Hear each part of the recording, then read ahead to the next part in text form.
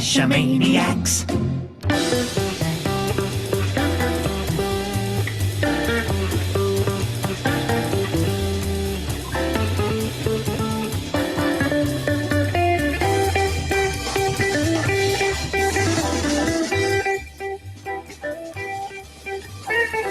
GeoGearHeads.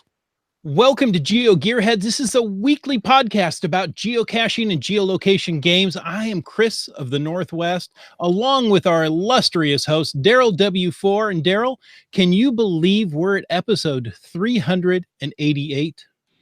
You know, I can, just only because I keep staring at the number going, isn't this 389?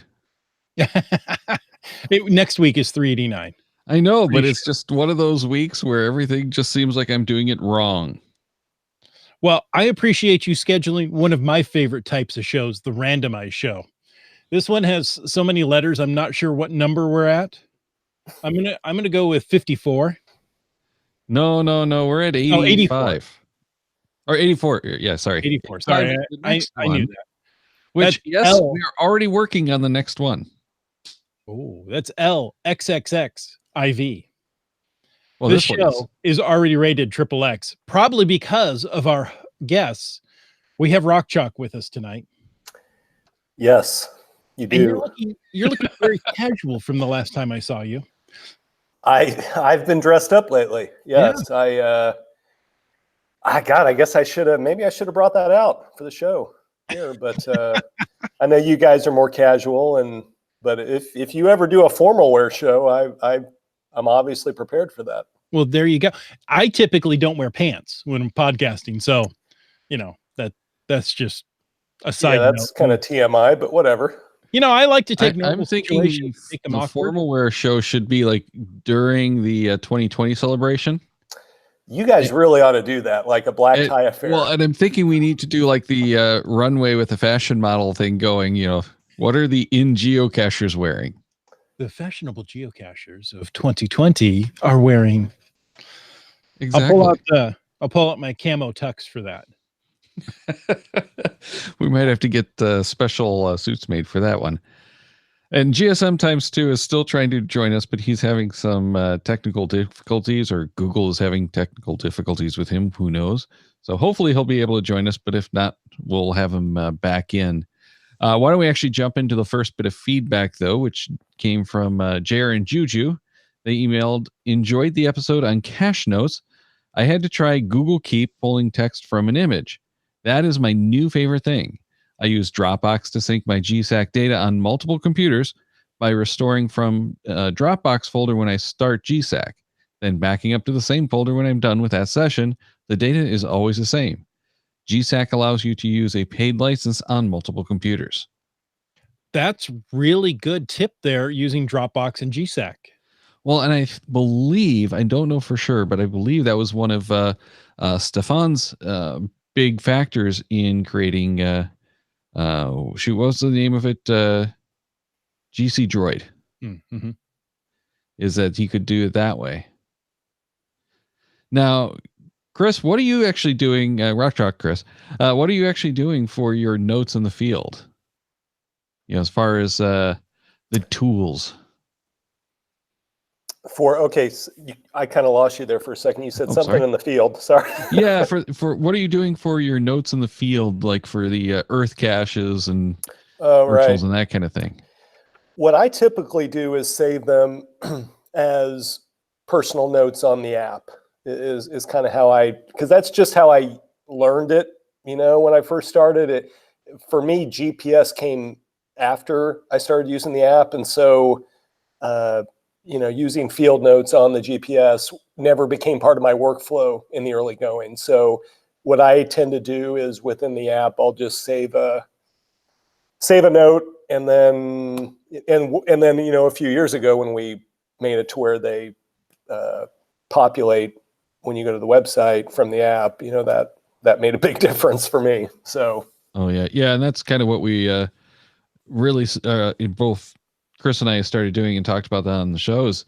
We're just using that for so much more now, and I think it is just that it's in the apps that the official geocachinger app, the API apps. It's just there. It's on the website, wherever you want it. It's always there. So it just makes it so much easier now. Yeah, it really does. Now, if only they had the images and the rich text in those personal notes, we could literally get rid of Evernote. There you go. I've never used. There's geocaching.com's next marketing model, is to take cache notes up to a level that we don't need any of these other note-taking programs.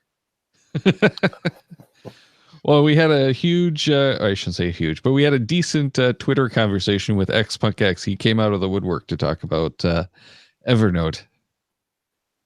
He still likes it, but never uses it, just kind of like I am, I think. Yeah, you know, as we mentioned before, the client got so heavy, so large and cumbersome. Yes, it did everything, but it didn't do anything well anymore. And then on top of it, they changed their business model to make it expensive to use. Yeah. So, I hope that worked well for them. Hey, they're still around, so that's a good thing. Yeah. At least for them.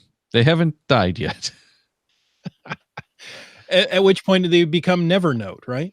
Exactly. But for a lot of these .com companies, surviving as long as they have is quite the accomplishment. It truly is. It truly is. I can't tell you how many apps are, a flash in the pan. Oh, this is great. I'm going to use it forever. And, a year down the road, it's like, hey, we're done, guys. Thanks. Oh, now what do I do? Maybe read the next bit of feedback. Oh, that was a rhetorical question. Oh, well, fine. Be that way. So rhetorically, then, Brylang emailed us. He said in episode 386, that was 2 weeks ago, in the cache notes, you mentioned copying the challenge checker output to a cache note so you can use it later to include in your log. You don't need to do this for new challenges. The Help Center has details.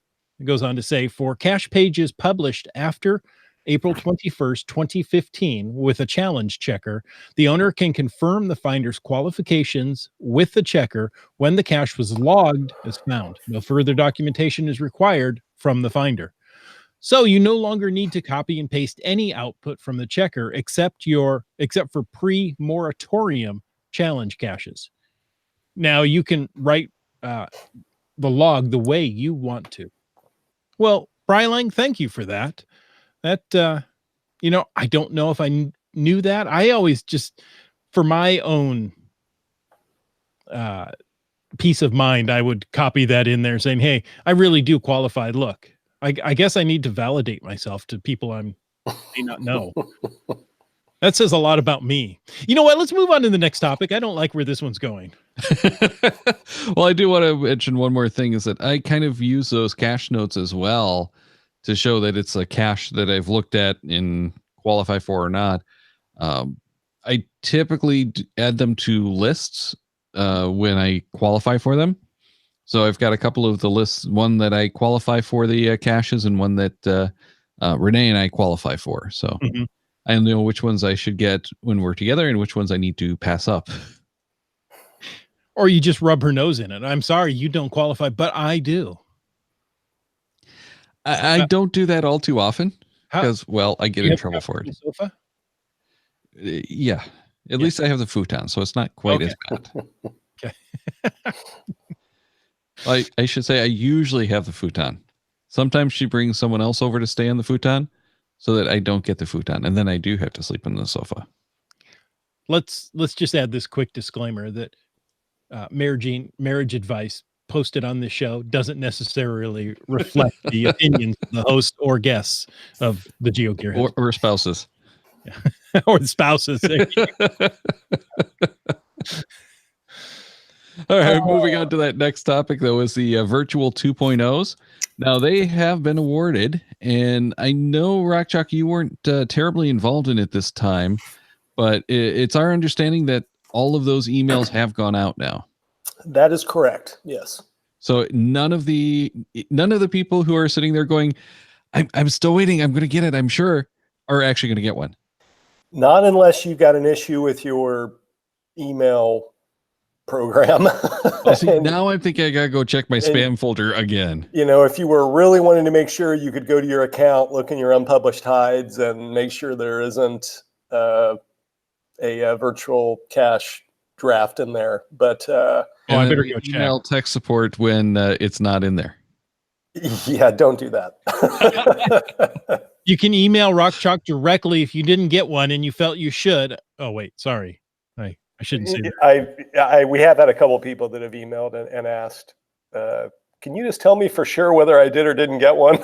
It's like, well, If you have to ask, you didn't get it. pretty much, yeah. I hate to say it, but yeah, if you have to ask. But yeah, Well, no, I did not get one. I all know the that. emails have gone out. Yeah. And then, unfortunately, Chris couldn't even apply for one because he didn't make the qualification. That was based on the fines, correct? Or the favorite points, correct? Right. Yeah, which seems to be the thing that ousted most. I even was willing to pay local cashers to put favorites on my caches just so I would qualify, and they wouldn't do it. So I guess that says a lot about me. I don't like where this is going. What's the next topic?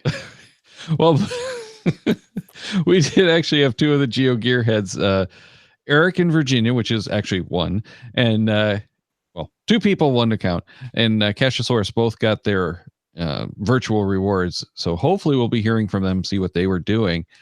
But GSM times 2 wanted to know if you have an idea as to how many people actually applied for the virtual rewards. You know, at top of my head, I don't. I'm trying to think if I was given an update at some point that maybe I can remember, but I do not know, honestly. I would just be speculating if I threw a number out there right now. Sure. Yeah. And I'm sure it's a big number, but yeah, we don't have any clue. And I'm guessing that the people who do know probably aren't going to be sharing that anytime soon. You know, and I think the process, just speaking for myself, in what I've seen from people talking out there, I do think it was better this time than it was the first time around. I think there were some learnings from the 1.0 launch that, and I think the opt-in way was a much better way to do it. And I think we'll end up seeing a lot more virtuals get published than happened. I think the first time around. Than the first time around. I think hopefully we'll get a lot closer to 100% because you've said that you want one and that you intend to do something with it, and therefore I would like to think that 100% or pretty close to 100% of those people that applied will end up using it. Although I was telling you guys before we went live tonight that we did have somebody write in and say that they had inadvertently applied and wondered if they could adopt their virtual reward to somebody. So I don't know how you inadvertently apply, but apparently it can happen. So we did have some good speculation, including frenemies applying for you. Yeah. Yes. And that led into, because then I said, well, but you had to be logged into your account in order to apply. And then that means somebody would have to know your account credentials. And then that led to me admitting that I've been logged into LandMonkey's account for several years and have been doing nefarious things with that. So yeah, it was a big rabbit hole that we went down. We don't need to do it again. Right. Well, yeah. And we don't want too much incriminating evidence, actually being recorded. Oh, I don't care what LandMonkey thinks. Nobody. Well, I'm not so concerned about LandMonkey. It's that, you're an inside guy at HQ. So if you get, fired from HQ. Oh, all of my actions are approved. It's fine. Oh, okay. Good. Now we're fine. I always check with Brian before I log into LandMonkey's account. He's winks and says, do whatever you need to do. On a more serious note, GSM times 2 said he did really like the process this time. It was transparent and everyone knew what was required. And then Wet Coaster has some inside information, apparently, that the virtual cash awards are being delivered by a reviewer drone. So I assume that this is also part of the review process. It's those drones are now going to be able to monitor the virtual caches to make sure that they are up to snuff. Well, there is an actual certificate delivered with each one of the virtual rewards. I mean, they're not entirely virtual. You do have this, uh, certificate that is worthy of hanging on your wall, and that, of course, comes by drone. Is suitable for framing, I think, is the term. Suitable for framing. That's the word I was looking for. Gia sometimes too says Rock Chalk wants to move on to another topic. Maybe we're going to get through the show fast tonight because we don't want to talk about what we're actually talking about. You're probably right. You want to read the email then from Mike D? I'm not sure because we just might want to move on, but I'll go ahead and do it anyway. Okay. He sent an email that says Garmin has just updated their Explorer iOS app to support the GPS Map 66i. There's only 9 letters there, but it took me a while to get that out. My 66 is going well from the following latest updates. It's an REI exclusive with the in-reach functions added to the 66. Oh, so that's what the 66i. Right. This is it. We've talked about this rumor, yes, but right now it's only an exclusive to REI. I kind of really like this idea. It was Limax, I think, that got one of the in-reaches for Christmas, maybe, and wasn't sure that it could actually really be a geocaching device. Mm-hmm. Well, this is a 66 with the in-reach grafted on, essentially. So I think we have a real geocaching device that has the in-reach capabilities. Nice. I'm going to have to go look at that. I think I have in the past, but I like this. I didn't know they had an iOS app to help with that. Yeah, well, this is new. For the messaging, I would assume, right? Well, this is actually the app that's available for a number of the devices, as I remember. It's the iOS app that he's talking about is the one that lets you connect to the 66 to begin with. Okay. I think that they've added new functionality to it from the InReach app, though. Well, I'm guessing. I've clicked through, so I can read you a little detail about the mobile app if you're interested. Yeah, it is the Garmin Explorer mobile app that he was talking about, which is not the InReach app. Right. It lets you plan, review, and sync data, including waypoints, routes, and activities. Review completed activities while still in the field, even when you're off the grid. The app will let you sync your GPS Map 66i with your compatible mobile device so you can access unlimited maps. Well, I like that. Aerial imagery and US NOAA charts or NOAA charts. You can even use all of the InReach features on your paired mobile device. That's what I was waiting to get to. So you can use all the InReach features. Now, I know, Rockchuck, you're primarily a smartphone cacher, but does something like this seem like it's going to draw you in, especially because you do travel so much and not necessarily to those well-covered cell regions? Yeah, no, I mean, I have an Oregon 750. I mean, I probably use that more than I do my phone, honestly. Certainly when I'm hiking. And I remember, gosh, I think it was 3 years ago, I was at the Outdoor Retailer show in Salt Lake City, and I went to the Garmin booth, and they had just acquired DeLorme not too long before that, and they had the InReach stuff out, and I said, if you guys compare this with what I'm using for geocaching I've got this Oregon and that's what I use. And I said, if you could put these two together, I said, I don't want to carry two devices around, but I would love to have this InReach capability for when I'm out, and God forbid something bad happens and I need help and what have you in a place without data. And she kind of winked, the rep kind of winked and said, well, we're kind of working on that. And I said, okay, well, you let me know when it's done. So it's done. This is encouraging. I'm interested to learn more about this. Well, and they've been kind of going this way at DeLorme, but they never got it all the way there. Mm-hmm. So this is good news, I think, for all of us, aside from the fact that it's currently available only through REI. And That's interesting to me. well, I'm thinking it's a kind of almost soft launch. This is a way to limit the number of them that get out. They may be having problems with yields right now because the InReach is a smaller production product. So that could be part of it.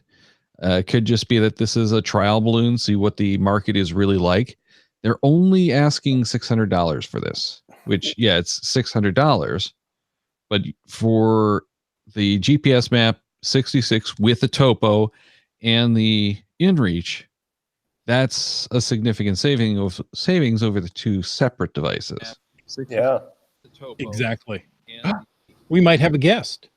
I was going to say that the GPS map 66 by itself is $400. I think I got in. The 66, yeah, exactly. And then I want to say the InReach is another. Well, depending on which InReach, but the InReach Mini is another $300. So yeah, it really isn't a bad price. No, that's kind of where I'm going with it. It's a lot of money for a device. However, and it still requires the monthly subscriptions. Right. Or I think they have a couple of options with that, but it requires the subscriptions to actually be able to use the InReach functions. Right. Which is only $50 more than the Oregon 750T. Oh, the 66i? Yeah. But getting back to it, the problem is like Mike D is in Europe. So he can't get it because there's no REIs. Well, online. Well, I don't think that he can even do that. Yeah, we'll have to see when That's true. people actually get a hold of it. But because of the telecom regulations and everything, or not telecom, no, the FCC equivalents. Shoot. Yeah. But the radio frequencies and everything, it probably has to go through testing, and they can't just like ship it outside of the US probably right now. Oh, probably some real security concerns there, right? I'm not thinking for the security concerns, but for the radio shoot, I can't remember the validations basically, for other countries. Well, send one to me and I'll validate it, and then we'll move on from there. It would be nice to get hands on to test, because I played with one of those early InReach units. That was one of our very first shows, actually, was talking about it. And it was a very cool device. I really liked it. But I can't justify it for as little as I'm going, off grid. Right. So, well, Rock Chalk, I take it you're going to buy one for each of us? Well, I'm definitely going to look into it. Like I said, I've often thought that it would be really nice when you get into those situations where you're out of cell coverage, you're out in the mountains, and I fortunately have never had a situation where I've been injured or just needed help. And I know my wife many times has said she would love for something like this to be out there. So it would definitely add some peace of mind. And if they could come, and if they've done this to where now I don't have to carry two different devices, I'll definitely look into it. Well, I guess technically you still do need to carry two devices because you need the phone and the GPS. You don't have, I guess, three devices because I'm always going to have my phone and my GPS. But yeah, before to have had a third with just the InReach, to cut it down to two is a big help. Yeah. Yeah, and you don't necessarily need the phone, but you do want the phone, because if you're going to get into the messaging, you don't want to start doing the messaging on the keypad of the 66. Right. Well, it's can. Possible. You're not going to send very long messages. Yeah. Tick Magnet says that $600 is not too bad, so he's in agreement. Yeah, it is a good chunk of change to lay down, but it's probably worth it. Yeah. And if you look at it in the cell phone pricing model, that's like an economy cell phone now. Exactly. So, yeah, I think we're all kind of in agreement. We're anxious to see where that one goes. definitely an interesting product. I'm sorry, Scott. What did you say? I cannot hear him at all, which might be a issue with the and like G9 is saying, plus a subscription for data, which you'd have with a cell phone. If you guys can hear me. But I can't hear Scott at all. But that's probably a problem with emails on my end. Scott is very delayed. Oh, maybe not. Yeah, but I'm not hearing him. If you guys are hearing him, I'll have to jump out and back in again. Okay. And sorry for the video folks watching live for seeing. Don't worry about it. Bearing with us, but thank you very much. Well, if we go on to the next subject, it's odd that GSM times 2 is here because GSM times 2 actually submitted this next subject. It would have been nice for him to read it. And now he dropped off again. So we got closer, but not quite. I know. But let's pretend I'm GSM times 2. Okay. All right. So GSM time 2, you sent us some topics that you wanted to talk about during this randomized show. I did. We want to talk about adventure labs. I only did 6 stages within 2 adventure labs because I was concerned how to get them into GSAC, which is where I keep my stats. But they worked well and they were easy to do. People can still bypass the location requirement by using an app called Fly GPS, which must fake your phone into thinking it's somewhere else. So I guess geo cheaters will continue to cheat. And, to take a quick aside, yeah, you're not going to stop all of the cheaters. I have talked to people who have done or who've set up the adventure labs, and location is not 100% required. It is strongly encouraged, and you can set quite a large area. So let's say there's an upcoming large mega event near you, and you want people to do this, but at the fringes of it, there's a Starbucks or someplace with free Wi-Fi. You could go over there and log it if you left the zones around the individual stages or adventures. What are they called? Anyway, I'm still working on the terminology of adventure labs. That just hasn't burrowed its way into my brain yet. So anyway, it allows people without international data to still be able to do this. Now, let's get back to GSM times 2. I believe they had 3 10-stage adventure labs at Geo Woodstock 17 and 2 10-stage adventure labs at the GPS Adventure Mage. The ones I did were already in existence. So there you go. Interesting. Yeah, I like the adventure labs. I've only recently had a chance to do any of them, but I've liked the lab caches before that, and this is just an extension. It really does feel like it's getting a lot closer to an actual product, shall we say. Exactly. But yeah, I don't know that there is a term for the individuals. There is. Yeah, I'm sure there is, but I don't know that it's like in the app or anything. I think they're just still the lab or the adventure lab caches. Chris, do you happen to know off the top of your head? They're locations within the adventure. There you go. Okay, there you go. Location. But again, I think the terminology is taking a while to kind of, settle, get around. Yeah. There you go. And I'm old and stubborn and don't learn things well. So don't take my reading. As am I. Yeah. Well, and the locations, are you still counted as lab caches, correct? Correct. Mm-hmm. So does GSAC even see those? I didn't think GSAC supported the labs. And that's not necessarily a question that any of us here know, because none of us are a GSAC user, I don't think. Right. Yeah, I haven't pulled them into users. Yeah, I've never been one to pull labs into GSAC myself, so I can't speak with any authority on that. GSM times 2 says they do not. Oh, interesting. Okay. And Bounce says for creating them, he likes the old lab cache editor better. Or creator. Sorry, better. Wet Coaster asks, are we getting a map in the Adventure Lab app to see where they are instead of going through the list? For example, searching where I'm going to be.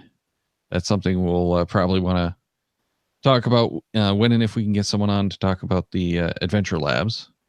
But I think kind of the point, one of the things that I kind of wanted to do is be able to do reverse order. But I think kind of the point of the Adventure Labs is to kind of control that experience a little bit more.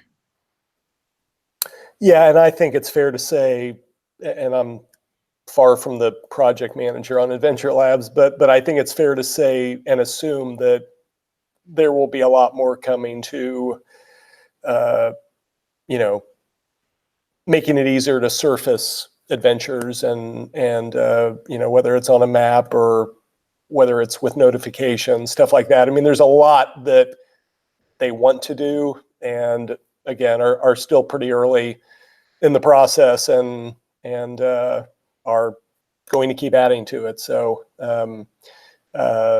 yeah, I know that that's a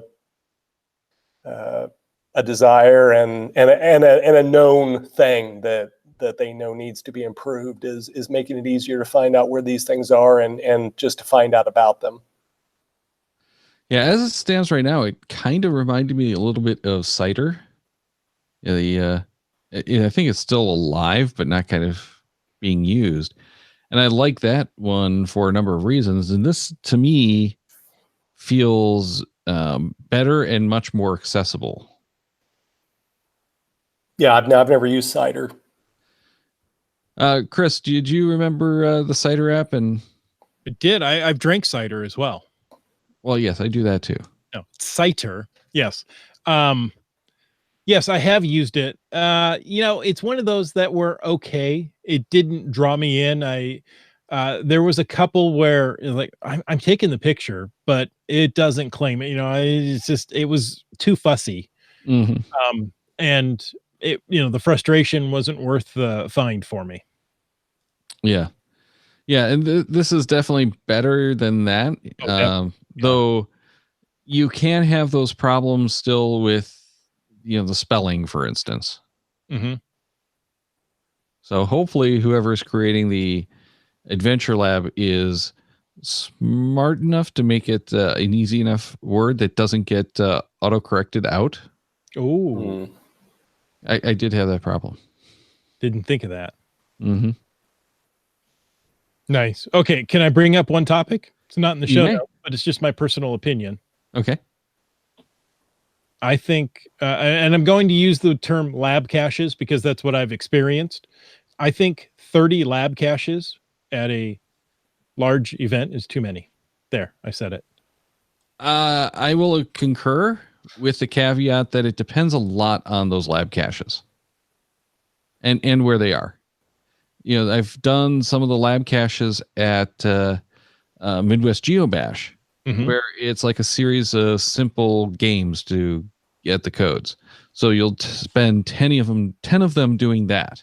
There's like another 10 that are on the route between the new caches, so you can get them easily as you go. And that makes it a lot more manageable. And 20 is, I think, a good number. Right. 30, as much as I love it, does seem to get a little bit much, especially because the tendency is to take one group of 10 and put it like all over town, which I love that, but it's too much for one day. Well, and I feel pressure to get these because they're very limited time, right? So I want to go get them, and I'm like, well, let's take Geo Woodstock in Cincinnati. What was that? 16, right? Yes.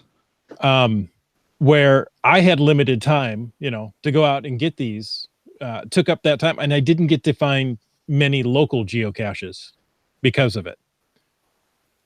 It's interesting because I kind of feel the same as a cacher. I feel the same way you guys do, but then I'm asking myself, why do I feel that way? What does it matter if I don't find them all? I guess is what I'm thinking to myself right now. Because nobody forced me to go and find all. I think I was the same as you, Chris. I think I found all of them at Geo Woodstock last year, but did I really have to? I mean, well, of course couldn't I have gone and found those local caches that I skip so I could go find these labs. The obsessiveness of geocachers mandates we find these very limited time caches. We can always come back and get the physical caches because they're going to be there for a while. Yeah, it's an interesting. I think that's a lot of what it is. It's an interesting discussion because when you would say there's too many, it's like, okay, well, why is there too many? Well, because I can't find them all. Okay. I mean, but I'm not knocking it. Like I said, I feel the same way. If I looked at 30, I would say, oh, geez, now I got to find all of those. But there were these other things I wanted to go after. I wanted to go and do. But then I kind of step back and think to myself, well, why do I need to find all 30? I don't know. No, don't bring that logic into it. That makes me feel bad for even bringing it up. Well, here, how about we'll go for the other logic. As someone who's hiding the physical caches around a mega or giga event, you don't want them to get those 30 because you want people to go and find your caches. Well, and that makes that much less time, or that much more competition, if you will, for them to go and find your caches. Okay, so what if I also get it though? You know, a big event, a mega giga is going to bring in a lot of locals. They have already found everything around. So this is 30 new caches for them to go out, or 30 new adventures for them to go out and find, which that's great for them because now they have something to do that they didn't have before. Yeah. And as much as I agree that it's too much, I'm not at all saying don't do it. Because Chris, to your point, why do we feel like this? This is our own hangups. This is because we're, compulsive and we have to find them all. I don't like where this topic's going. Let's move on. Can we change the name of the show to that? Dude, I don't like where this is going. Yeah, it keeps coming back to me and I don't like that. Here's my hang up today. Let me tell you. Oh. Maybe we'll have to do that as next week's show. Scratch the plans, and I don't like where this is going. Welcome to That's our new therapy. It's going to be our new monthly show. Tell us your hangups. The doctor is in. Or as GSM times 2 says, it's our new drinking game. Ooh. I'm not surprised, but I had no idea because I haven't been listening for the last 6 months to many podcasts. I hate to admit it, but I've been too busy. But apparently there is an official drinking game, or official on patron terms, drinking game for geocaching talk. Geocache talk? Nice. Geocache talk, yeah, sorry. They even had the mugs made. Listening really don't know what they're listening to anymore, is what you're saying. I'm not saying that, but I maybe you've hit on the secret of their success. Yeah, there you go. Get the audience drunk, and then they can enjoy the show more. We might have to start doing that. Let's skip down to Dune Buddy's email. You want to read that one? I would love to. Oh, you gave me the long one. Yes, I'd love to. Dune Buddy said in an email, about 2 weeks ago, I started getting messages from cachers asking me to go to a specific geocache page, take a screenshot of the GPSR on the page, and send the photo to them. At first, I thought it was some sort of spam or phishing attack. I looked up the caches using the GC code and figured out they were legitimate caches. I took the screenshot, sent the photos, and asked what these caches are all about. The cacher told me that the cache owner has written a program. If you have to contact 14 geocachers in 14 different countries and ask them to log onto the cache. When they do, the CO's program knows where that person is and produces a picture of a GPS with one of the 14 code or coordinate numbers filled in. Once the 14 are filled in, the geocacher can go find the cache. The original cache was placed in Beijing, and so far there are 9 of these caches around the world. I thought this innovative series of caches were pretty interesting. Of course, other cachers have started a Facebook page and are sharing screenshots, making it easier to obtain the coordinates without contacting cachers in other countries. So the way that I understand this is based on the geolocation of the device that's taking the screenshot. Loading the page. It's going to give them a different image, with different coordinates in it. So it sounds like it's almost one of those games that gets you to the final for the puzzle. Just, I don't want to say more clever, but a very clever way of getting the community involved. That is a great idea. I'm reading this and going, wow. First of all, why didn't I think of it and market it? Wait. I'm sure there's a lot of money in this, not. You were too busy finding lab caches, Chris. Yeah, that's it. You I need spent to... all my time redoing lab caches and didn't do these. I hadn't heard about it, but it's a brilliant idea. I'm thinking of what is it's another website you go to. You have to have X number of people at a cache before you get the coordinates. Mobs cache. The mob cache. Yeah, something similar to that. Yes, but the anti-mob. Yeah, this one is you have to get cachers all around the world involved, and I think it's kind of cool. I also worry that it's going to be kind of a nuisance, especially if you have someone in one of those less populated areas. Yeah, I couldn't but said Intercache, but yeah, Intercache is that's this website. Yeah, it's Chilihead who did both of those. But they are separate. Intercache does the story based, I guess we want to call it story stuff. So both very interesting. Rockchalk, any thoughts on doing a cache like this? Because I'm coming up with all kinds of stuff that I'd love to see like around this concept. Yeah, I mean, again, just speaking as a cacher, yeah, this kind of thing I don't personally love doing, just because, it's kind of like when I've seen those caches, like where you have a sister cache in a different country, right? And like right.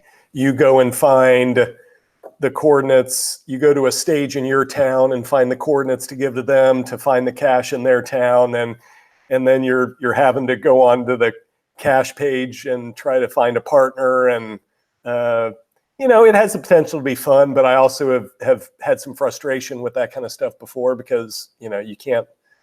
I remember there was one that I was trying to do where in the sister city you just couldn't find anybody that hadn't already traded with someone else, and it was kind of frustrating. But I can see where also people that do enjoy this kind of thing would get a kick out of it. So, well, and I think this is preferable to that because there is no limit. They're not giving you permission to sign to log a cache that you haven't physically signed or anything like that. So I like the concept of this better.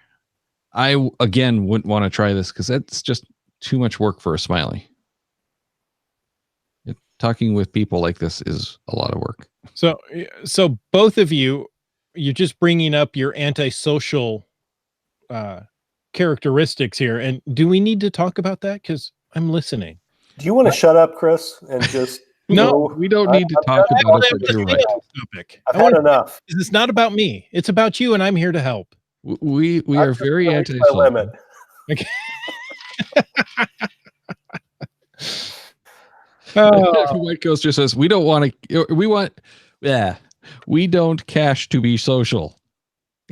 Right. I've cached with a Wet Coaster. That's true. As he goes running and leaves you behind. Yeah.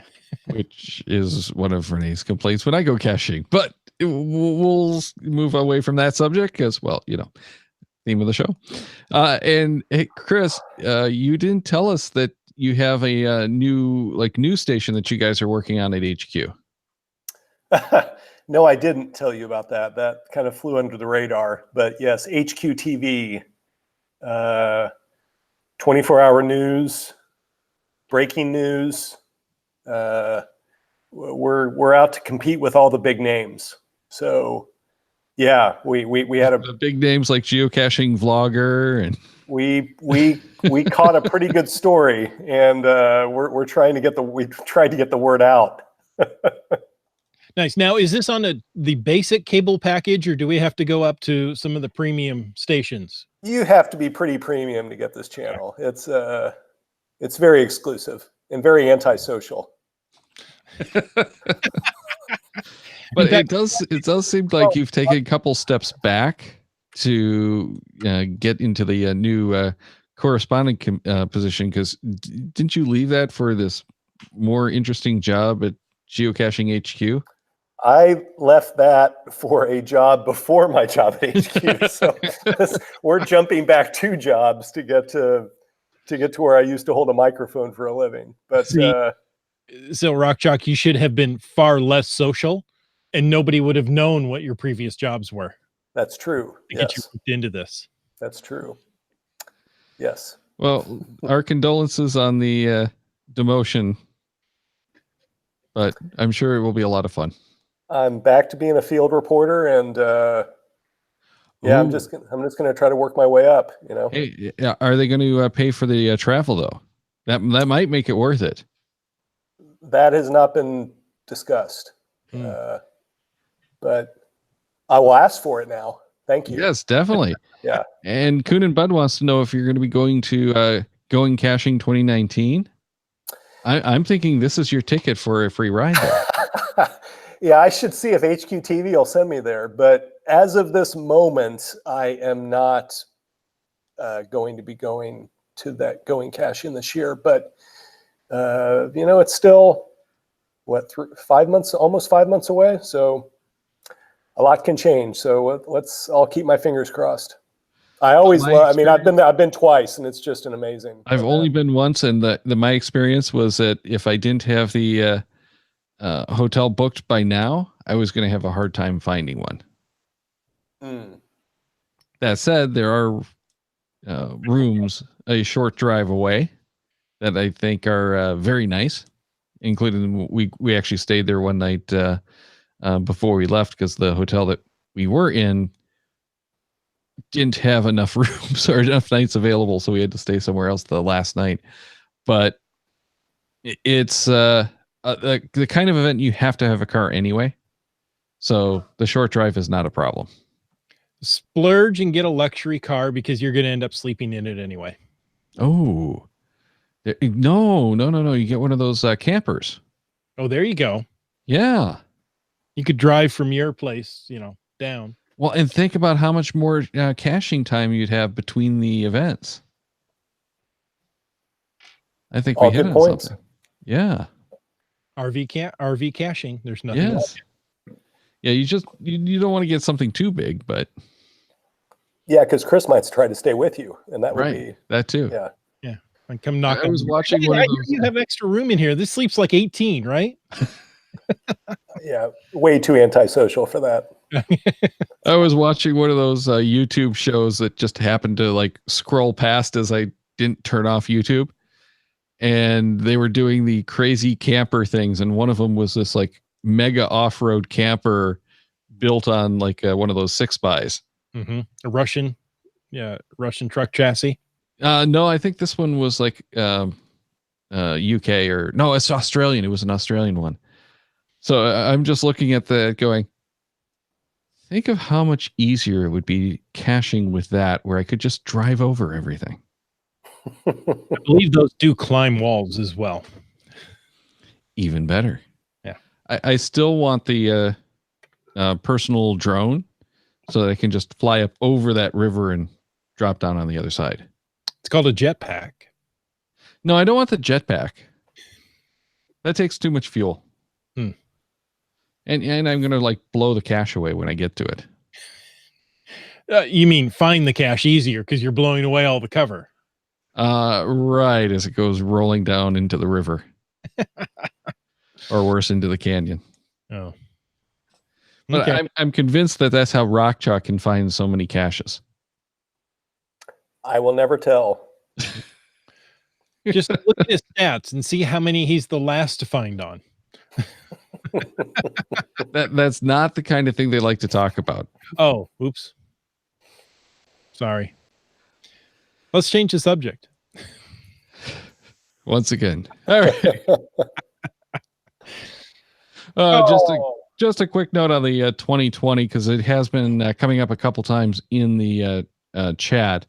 As I understand it, and correct me if I'm wrong, please, the event in Seattle is going to be the same icon as the 10-year HQ Lost and Found celebration. Was that what it was called?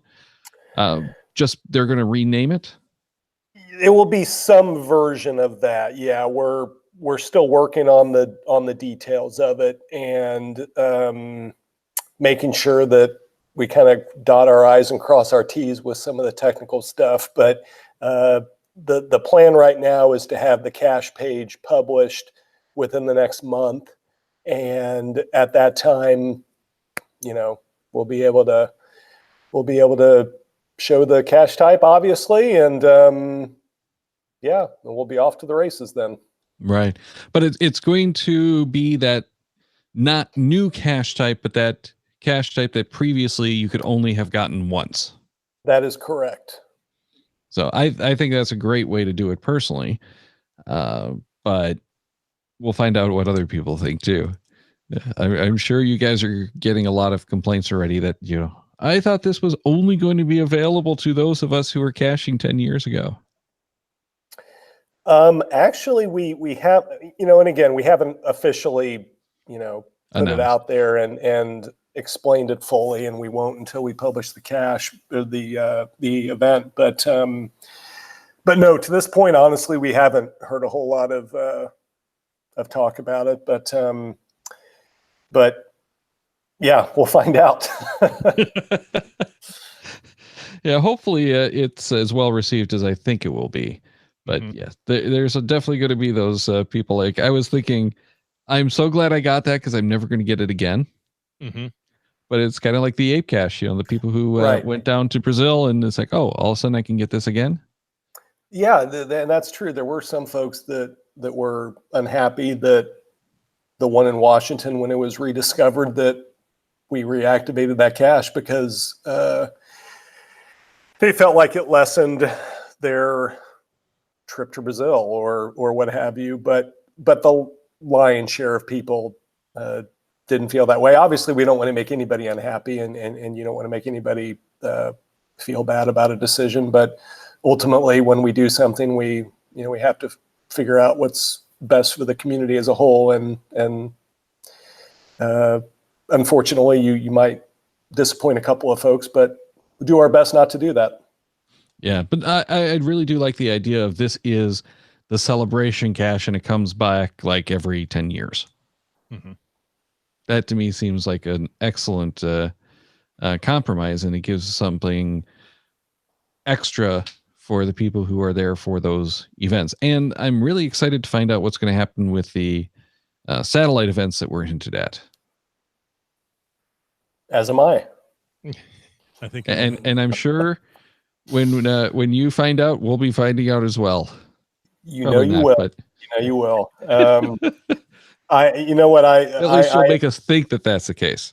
Right. Well, that's my job, isn't it? As a field reporter. Right. But I'm really excited about just 20 years. I think there's going to be some fun stuff, and obviously I think the whole year is going to be fun, but that time period, with the 20th anniversary celebration in Seattle, and then Geo Woodstock up in British Columbia, and the Going Ape event. And I just think it's going to be exciting to see how many folks get involved and take part in all this stuff. I think it's going to be a lot of fun. And my only disappointment is it's still over a year away. Yeah. Well, at the same time, it's only about a year away. That's true. Now, I will say my request for vacation time was just approved this week. Wow. So I can officially start planning, right? And you requested for next year, not for this year. That's correct. Okay, good. I want to make sure you didn't. Which my boss was a little bit puzzled as to what was going on. So yeah, I don't blame him. So now you've guilted your boss into not firing you for at least 16, 18 months. Exactly. This is a secret plan. Honestly, we're supposed to switch the HR packages by then. So he's going to have to go and reapprove it anyway. I was mostly curious to see if it would let me put in a year out. We've been having those kind of discussions at work. So, I had to test it, right? Mm-hmm. No, but I am really excited. And Rock Chalk, I don't think you were caching yet for the 10-year events for the Lost and Found. That's true. I started in 2011. So just missed all of that excitement in 2010. So as a cacher who doesn't happen to work at Groundspeak because you just got your new job as a field reporter. Yes. Are you excited that you're going to get that icon again? I suppose. Yeah, I mean, I guess it depends on what kind of a player you are, doesn't it? It does. As much as I'm excited that like Renee, who has only been caching for like 3 years, can now get that icon. I'm just excited about the events. Mm-hmm. Now, when I'm done, I'm going to be excited about the icons. Especially, you've got the new unique icon, new to most geocachers probably listening to the show, for the Lost and Found icon. There's the ape event that's probably going to be a mega, and I'm sure it typically is every year. Yeah, but I'm sure that the Geo Woodstock is going to go giga this year. So if you stay for those, you'll get the 3 more challenging event icons to get. I'm really hoping for a triple giga. I mean, if everybody's around, why not just do it? It can't be a triple. Why not? Rock Chalk? Well, the event at the event in Seattle would be its own. It would be that cache type. It wouldn't. Right. It wouldn't go giga. Yeah. That's right.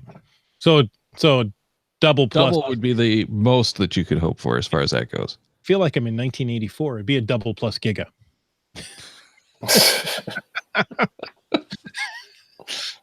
No? I'm coining that. I'm going to go get that website right now. Yeah, as a GSM times 2 said, you can't have 2 icons for one event. Right. Okay. So, there. Yeah. Well, Rock Chalk, we want to thank you for taking time to be with us tonight. We really appreciate your input, and we like you as a guy. Come back anytime you want. Anytime. Okay. We'll just start including on all the invites. And if you wear a tie, then we'll let you come on more often. I've found it, and now I can wear it again. So and a whole suit and tie. We'll let you be. Right.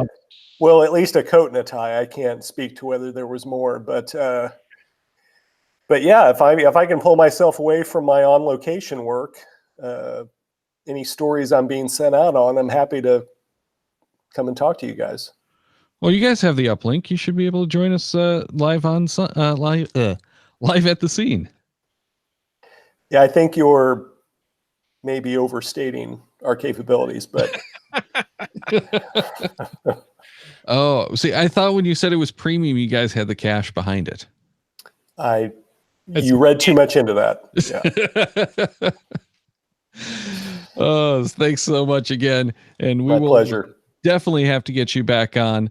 And as far as the 2020 events go, we are going to be doing a full show, at least, probably more, about how to plan for that in the not so distant future with the Caching in the Northwest guys. And some of those questions are already rolling in. So if you have anything that you want to know, send us an email at geogearheads@cachemaniacs.com. We'll pass it on and see if the guys from Caching in the Northwest can answer those kind of questions, including what are the muggles going to do while we're all partying? Pshaw. We don't care. We're just going to go party. On their own. That's our job, is to party while the Muggles get bored. Exactly. Because there's nothing to do in Seattle. Basically, no. It rains all the time. Yeah, it's just geocaching and rain. Right. And a lot of mold. So you guys really probably don't even want to come here. Probably not. Yeah. We're just hyping this up so that, the Seattle economy can get a little bit of a boost. Oh, that's okay. That's it. Yeah. That's what there's nothing happening up there anymore. The economy's in the toilet. Yep. There you go. It's not like we've got any major companies up here. No. Amazon, Boeing, Microsoft. No, hardly anything. I don't know that I would include Boeing right now. Well, they used to be. They still have a lot of land assets. That makes them an important company. This is true. This is true. And West Coaster says there's free gum. Oh, yeah. We like to share. A whole wall of it. Yeah. Just take your pick. Yeah. Well, you take the time. Do you want sweet? Do you want something refreshing? You can take the time, sniff the samples. Yeah. Once again, the opinions of these hosts don't necessarily. Anyway, hey, folks, thank you for watching the Cachamaniacs tonight. Check the Cachamaniacs website at cachamaniacs.com for more on the GeoGearHeads, including show notes for this and all of our episodes. We love hearing from our listeners. So leave us feedback by emailing GeoGearHeads at cachamaniacs.com or through the many channels of social media. Your support helps keep the Cachamaniac shows coming. Please consider becoming a patron through the link on our website to support the Cachamaniac shows. GeoGearHeads is produced by Chris Umfenauer and Daryl Wattenberg. The show's copyright 2019 by Daryl Wattenberg, all rights reserved.